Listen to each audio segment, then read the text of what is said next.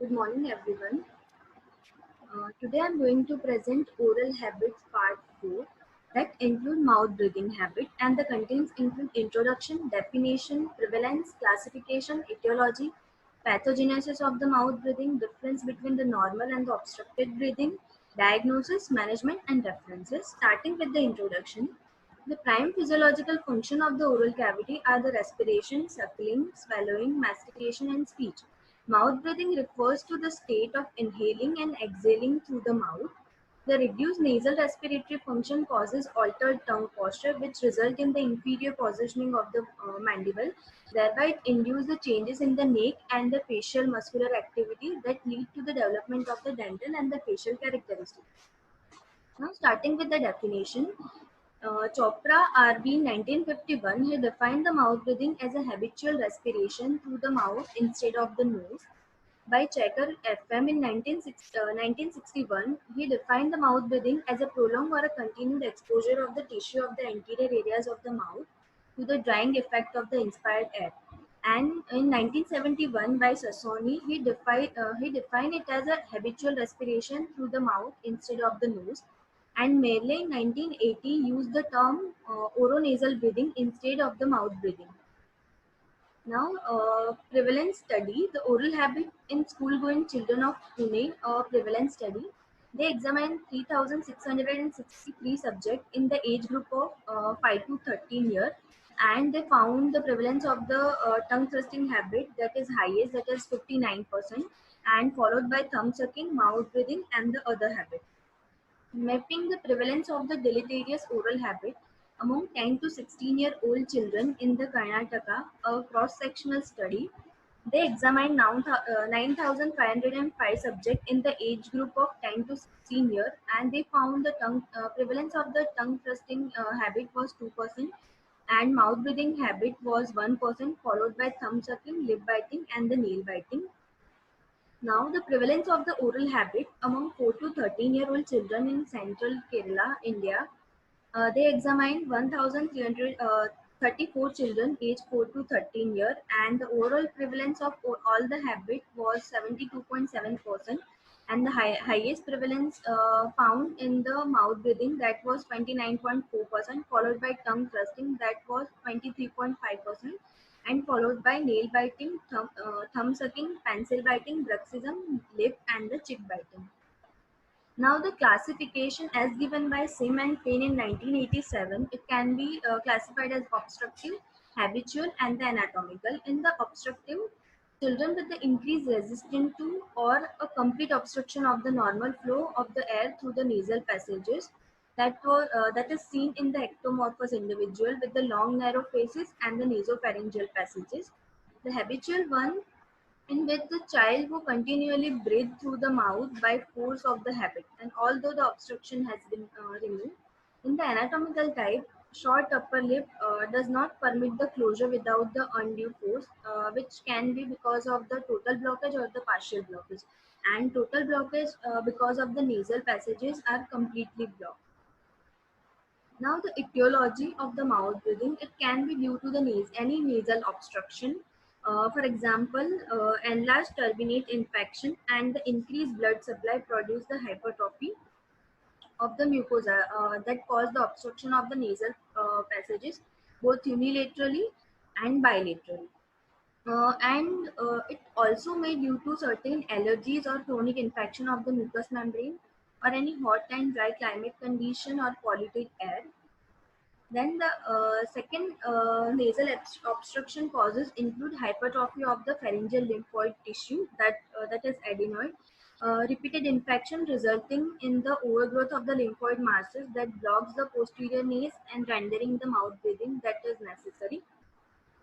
The enlarged tonsil will cause the soft palate to rest on their upper pole instead of the dorsum of the tongue. So there will be a possible nocturnal snoring also and sleep apnea. Now, certain intranasal defects like deviated nasal septum, subluxation of the septum, or the thickness of the septum, or any bony spurs or the polyps that are present, it also leads to the mouth breathing habit. And allergic rhinitis. Continuous infection and the toxins of the bacteria may sensitize the tissue to develop allergic reactions. Now, one article on the effect of the mouth breathing on the exercise-induced fall in the lung function in children with the allergic asthma and rhinitis. The aim of the study was to test how mandatory mouth breathing influenced the exercise-induced level of decrease in the lung function according to the level of severity of the allergic rhinitis, and they concluded that regular mouth breathing due to nasal congestion may lessen the degree of exercise-induced bronchospasm in the patient with the persistent AR and the allergic asthma. Now, pathogenesis of the mouth breathing, how it affects the oral tissue. Um, First of all, there is a change in the way of the breathing, which can lead to the change in the jaw, tongue, and the head position also. So, the tongue occupy back and the lower position, and forming action to mid pace of the air passing through the nasal cavity is disturbed. So, it influences the normal palatal development also. The tongue usually shifted back and downward and doesn't participate in the development of the hard palate, which result in the deep Gothic arch palate. And lower jaw is also underdeveloped and placed downward and backward, and it leads to the distal position and the overjet formation. It can also lead to the taut cheek muscle that apply and increase external forces to the upper jaw, which leads to the V-shaped arch formation. Now, the difference between the normal and the obstructed breathing. In the normal breathing, during the sleep, the muscle that control the tongue and the soft palate hold the airway open. But in snoring, when these muscles are relaxed, the airway become narrower, which can lead to the snoring and breathing difficulty. But in obstructive sleep apnea, if the muscles are over relaxed, the airway can collapse and become blocked. Now, an article on the dental health, halitosis and the mouth breathing in 10 to 15-year-old children, a potential connection. In this article, the results showed a statistically significant association between halitosis and the mouth breathing, and a significant increase in the mouth breathing habit in male compared to the female. And there were no statistically significant difference in the ICDA score, orthodontic treatment, CPI score, or the socioeconomic status between the mouth and the nasal breathing rate. Now, consequences of the mouth breathing habit. How the mechanism of the mouth breathing habit has happened. It divided into four different parts, that is biochemical, physiological, immunological, and anatomical disturbance. In biochemical and the physiological disturbances, the biochemical and physiological disorder are the lower oxygen absorption, that is chronic hypoxemia, increased CO2 concentration, that is hypercapnia, and its related changes in the acid-base balance toward the respiratory acidosis, which in turn there is increase in the water and the energy loss and change in the salivary profile. In the healthy subject, they experience about 42% increase in the net water loss when they switch a breathing mode from the nasal to oral expiration during the tidal breathing. And in the literature, they also reported a decreased nocturnal growth hormone in the mouth breathing habit, snore at a night, and struggle for air interference with growth hormone production in some way. Now, the inflammatory and the oxidatory mediators. The inflammatory and oxidative mediator release had also been linked to the mouth breathing. But however, it is not clear if they are the result of mouth breathing or atopia or the other disturbances. The oxidant nitric oxide is produced by the action of the enzyme, that is anosynthase, on larginin in the different cell types and found in the air exhaled by human. The induction of this inducible NOS in patient with allergic rhinitis increase the nasal NO, which in turn produce the symptoms of nasal breathing and rhinorrhea and contribute to the mouth breathing. Now, certain anatomical disturbances. The anatomical effects of the mouth breathing are the result of adaptation of the growing tissue to the abnormal breathing profile. As the jaw in the mouth breather is positioned too far back, along with the tongue, the upper airway is constricted.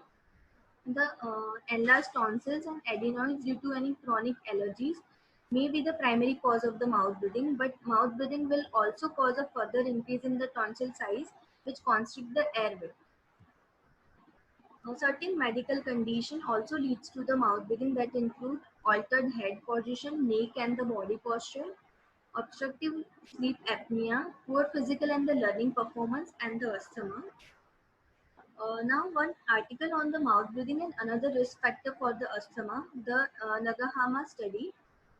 Uh, the mouth breathing in the non-asthmatic was a risk for the house dust mite sensitization, higher blood eosinophil count, and the lower pulmonary function after adjusting for the allergic rhinitis. And the mouth breathing may increase the asthma morbidity potentially through the increased sensitization to the inhaled allergens. Now, another article on the obstructive sleep apnea syndrome in the mouth breathing children, and the result showed that from 248 patients included in the study, 144 that was 58% were the primary snorers, and 42% had OSS, and the most prevalent otorhinolaryngological findings were adenotonsillar hypertrophy, tonsillar hypertrophy, adenoid hypertrophy, and rhinitis, and the secretory otitis. The otitis is the infection of the middle ear, and they concluded that primary snoring and the obstructive sleep apnea syndrome are the frequent finding in the mouth breathing children, and the most frequent otorhinolaryngological disorder in the children with the OSAS is the adenotonsillar hypertrophy with or the without rhinitis.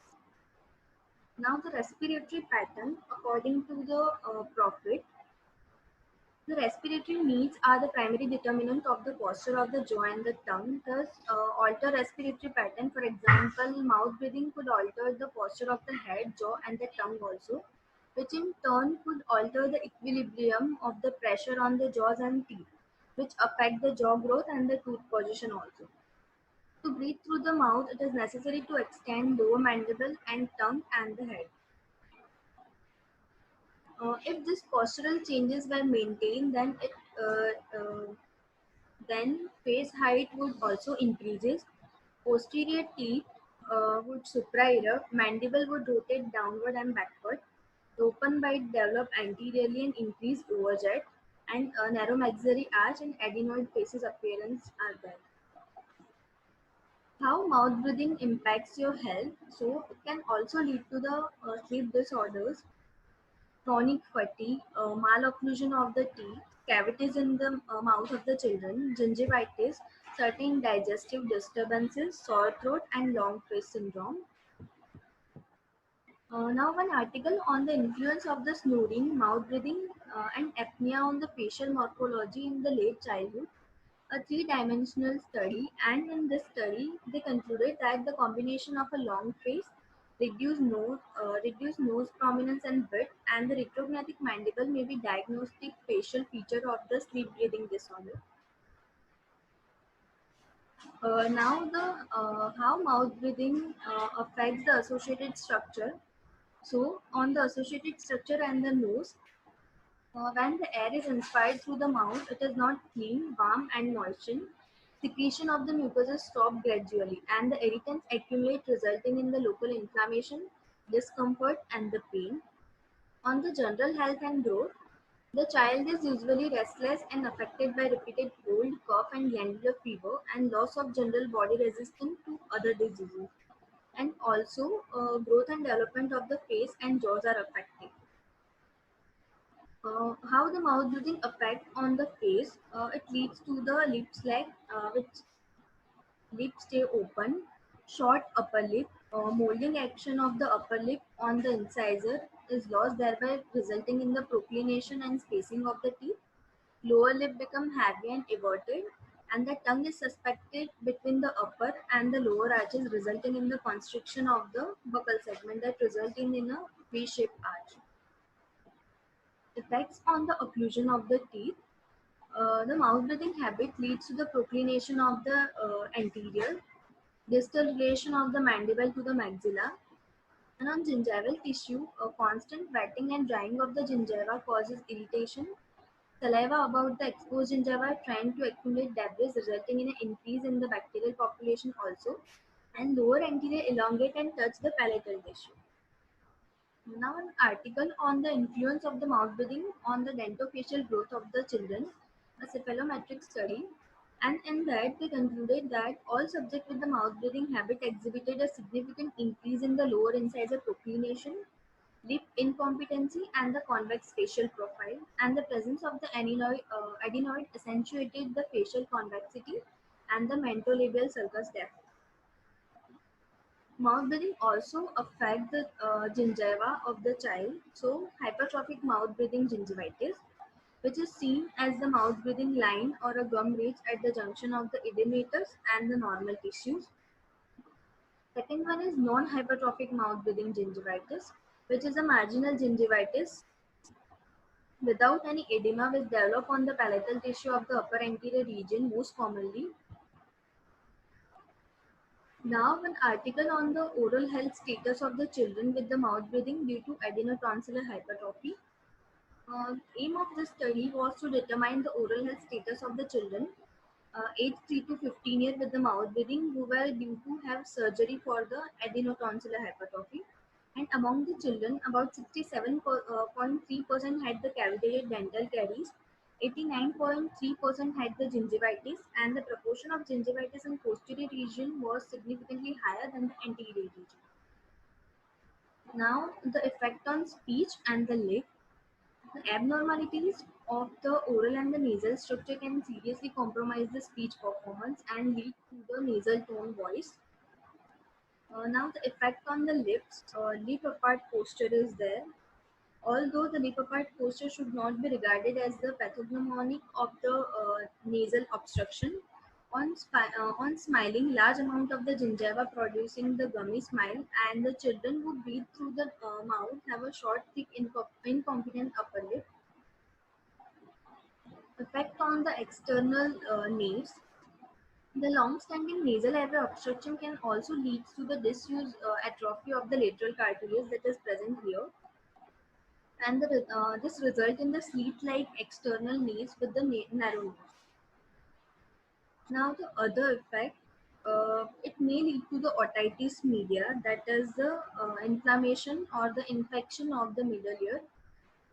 The palatoglossus muscle is active in the case of nose breather, whereas levator palatine activity is lower when nose breathing was compared with the mouth breathing. And the occurrence of the helicosis was higher among the children with mouth breathing, which also irritates the mucosa. And these children often will have a swollen tonsil and adenoids, and one of the major cause of the upper airway obstruction, sleep disorder, and the sleep apnea. Now, the diagnosis of the mouth breathing, that is depend on the subjective symptoms, objective symptoms, cephalometrics, and certain taste. On the subjective symptoms, first is the history. A good history should be recorded from the patient and parent also, as children may deny the habit. Then second one is clues about the nasal stiffness, nasal discharge, sore throat, and repeated attack of the cold, and the posterior nasal defect. Objective symptoms like hoarseness of the voice, restlessness at night and feeling thirsty, mouth breathing gingivitis, and association of the other habit. In the cephalometrics examination also help in establishing the amount of nasopharyngeal space, size of the adenoid that are present, and also help in diagnosis the long face associated with the mouth breathing. Now, an article on the effect of the mouth breathing on the dentofacial morphology of the growing child. They examined 100 children, among which 54 were the mouth breather and 46 were the nasal breather of the 6 to 12 years of age. And they submitted to the clinical examination and cephalometric radiographical examination, and they concluded that change mode of the respiration was associated with the increased facial height, mandibular plane angle, and the gonial angle. One another article on the facial soft tissues of the mouth breathing children. Do expectation meet reality? And the objective of the study was to quantify the difference between the facial soft tissue morphology of the severely obstructed mouth breathing and that of predominantly nasal breathing children. And the result shows that the upper lip of the ambit that was a mouth breathing children was protruded and its base was thinner compared to the nasal breathing children. However, the length was not affected. The lower lip was also shorter and more protruded in the MB children, and the nasolabial angle, nasal prominence, and chin thickness were smaller in the MB children. Now, inductive platysmography, that is also known as rhinomanometry, which is the study of nasal airflow characteristic using devices that consist the flow meter and the pressure gauges.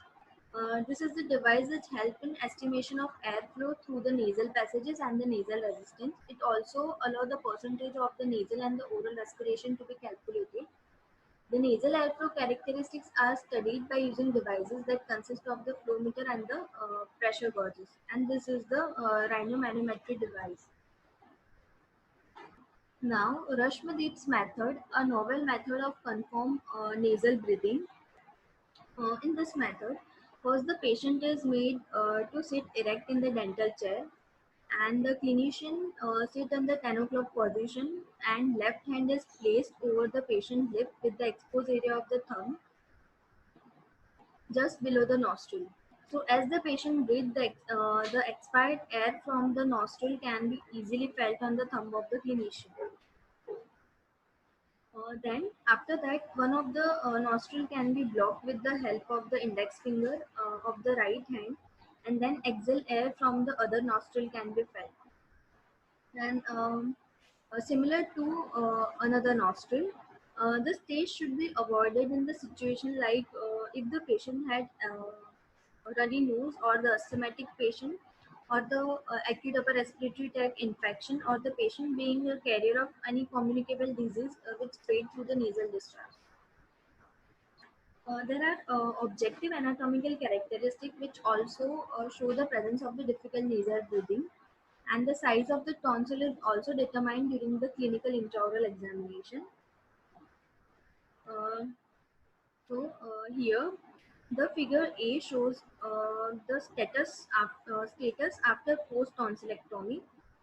That this is the TS1. This is TS0 and this is TS1, in which the tonsil are behind the anterior palatal arches, and the posterior and lateral wall of the nasopharynx are accessible for the examination.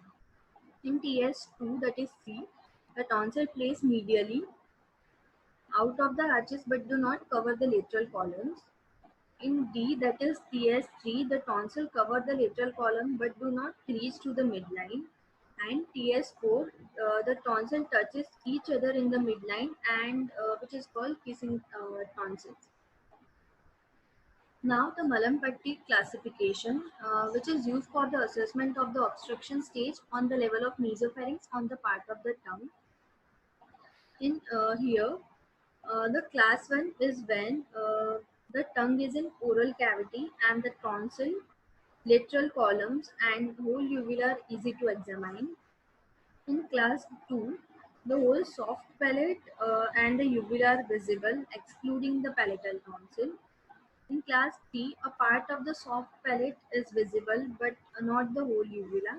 And in class 4, the soft palate is visible only. Now the method of the examination of the mouth breathing. First one is study the patient's breathing. So the nasal breathers lips touch slightly during the relaxed breathing, whereas mouth breather keep the lip parted.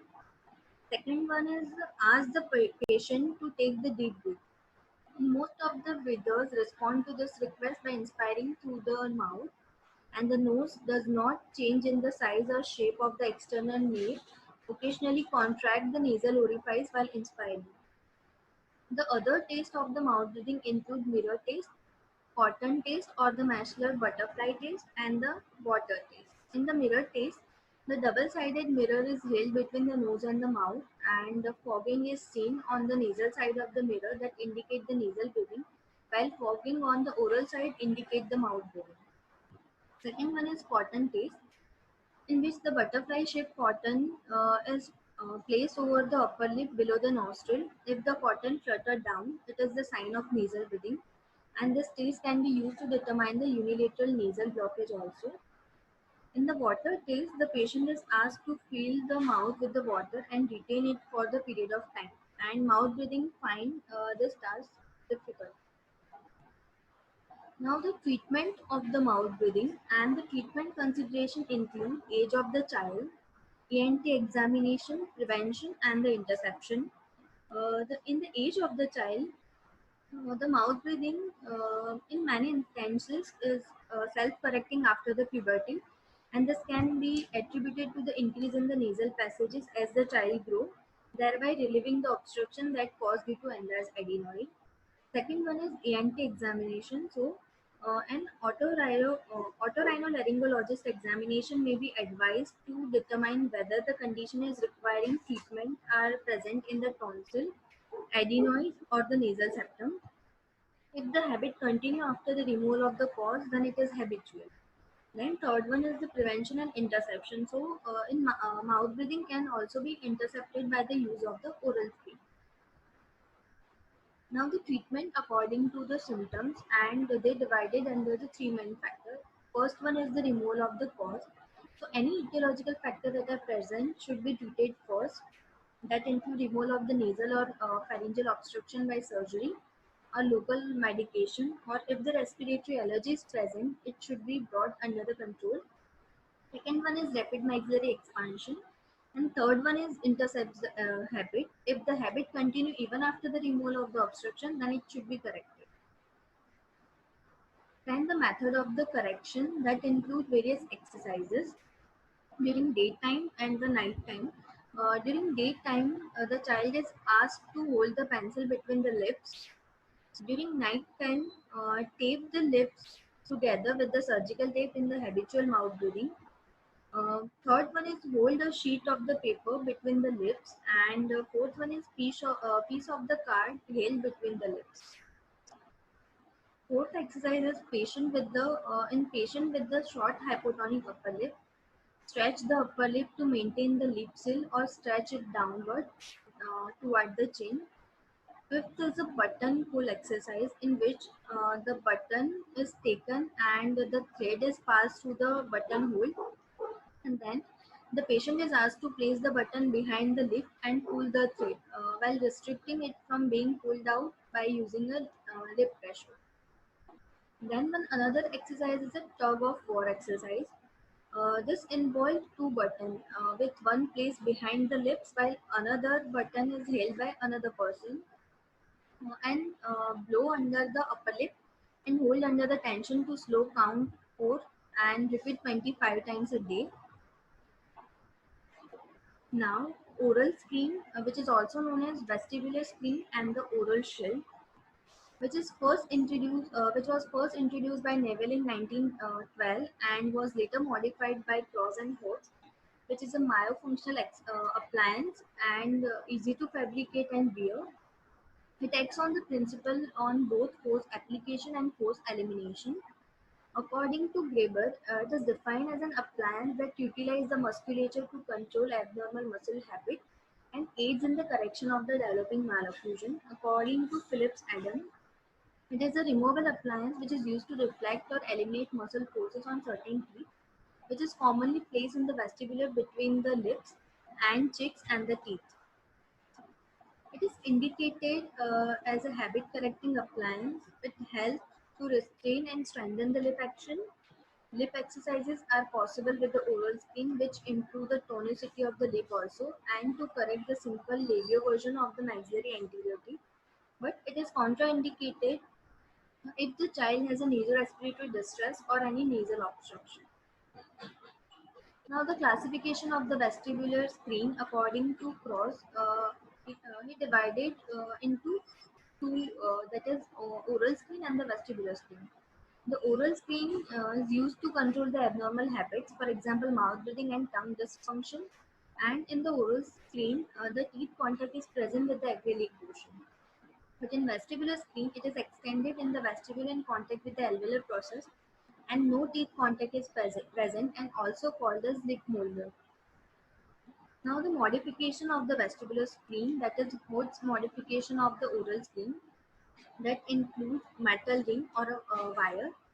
This oral screen is fabricated with a metal ring that project between the upper and the lower lip, which can use to perform various exercises also, and it is commonly used in the thumb sucking habit and the tongue thrust.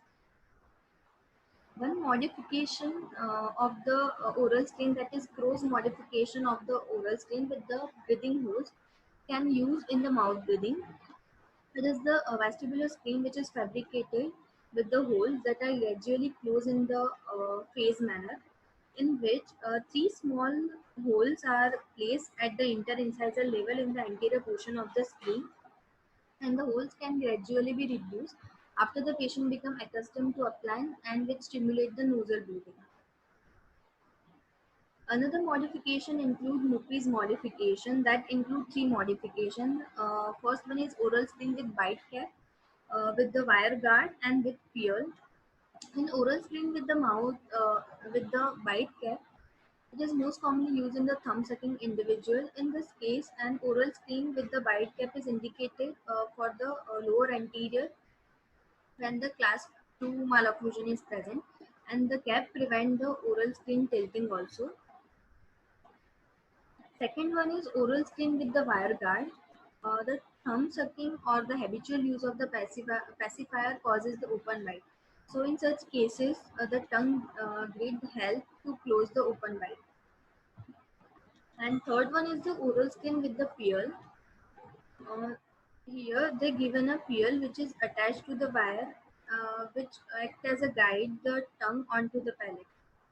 And the spatial oral screen is used with the Down syndrome and cerebral palsy patient to guide the tongue with its weakened musculature onto the palate.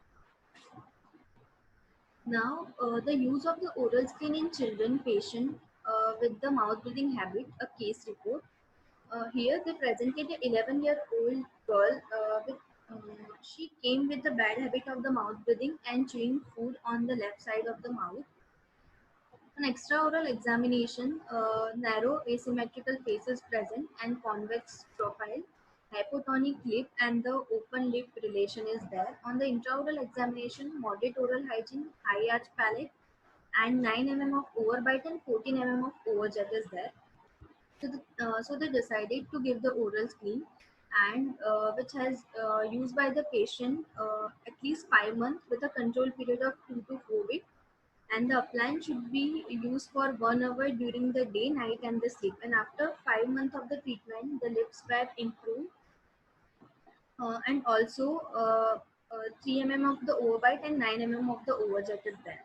And this is the photograph after the 5 months of the treatment. Now the correction of the malocclusion that uses certain mechanical appliances. In children with the class 1 skeletal or the dental occlusion and the anterior spacing, oral shield appliance can be used. In the class 2 division 1, without any crowding and the age of 5 to 9 year, monoblock activator can be used. And in class 3 malocclusion, interceptive method like chin cap should be used. Now, one case report on the modified monoblock for the treatment of the young children with the obstructive sleep apnea. Here, they presented a case of the 4.5-year of old girl was presented with the chief complaint as it described by child and her parent, were loud snoring, disturbed sleep characterized by the recurrent apneic period, and the patient face was symmetrical with the convex profile and the short lower anterior facial height. On the cephalometric analysis, class 2 skeletal pattern with the mandibular retrognathia is present, and the overbite of 6 mm and overjet of 5 mm is present. They've given a modified monoblock like activator to avoid the undesirable anterior dental movement, and they also given a lingual arch and with the class 2 elastic, which were worn only when the necessary to prevent the jaw opening and maintain the mandibular position. And then after they given a turquoise peel that is sliding on the wire in the anterior lingual portion of the appliance for the reference point of the tongue, and this is the appliance. And after the treatment and after the follow-up of 18 months, this is the photograph with the reduced overbite and the overjet also. Now the RME appliance, that is rapid maxillary expansion appliance, that involve the Hyrex screw type of appliance which produce high forces that split the mid-palatine suture and bring about the skeletal changes. And these changes are of zero point 0.2 to 0.5 mm per day. This RME screws can be incorporated into the two types of the appliance. One is banded RME and second one is cemented RME.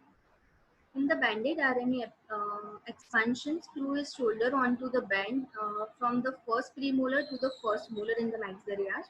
In the cemented RME, it has a framework which are incorporated in the acrylic or the cast metal feet, which are cemented onto the posterior segment. And this appliances produce rapid expansion over the 3 to 4 weeks. Now, one article on the immediate impact of the rapid maxillary expansion on the upper airway dimension and on the quality of life of the mouth breather patient. And in this article, the result shows that rapid maxillary expansion resulted in similar and the significant expansion in the width of the anterior and the posterior nasal floor. Although the nasopharynx and the nasal cavity's airway volume significantly increased, oropharynx volume increase was not statistically significant, and the result of quality of life questionnaire indicated that soon after the rapid maxillary expansion, patient respiratory symptoms significantly decreased in relation to their initial respiratory condition. These are the references. Thank you.